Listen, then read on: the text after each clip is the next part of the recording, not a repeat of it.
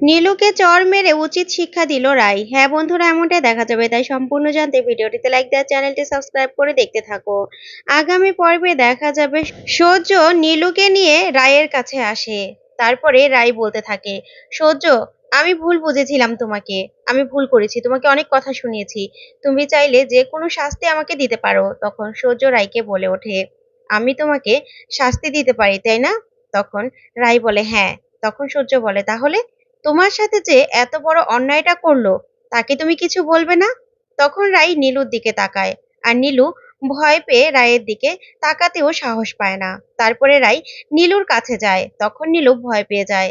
তারপরে রাই বলে ওঠে, আমি এতটাই খারাপ হয়ে গিয়েছিলাম তোর কাছে যে তুই এরকম একটা কাজ করতে পারলি নীলু? ছি, আমার না তোকে বোন বলতেও আমার ঘেন্না করছে। তুই এত বড় একটা কাজ কি করে করতে পারলি বল? তখন নীলু কান্নায় ভেঙে পড়ে। তো বন্ধুরা, আজকের আপডেটটি কেমন লাগলো কমেন্ট করে জানাও।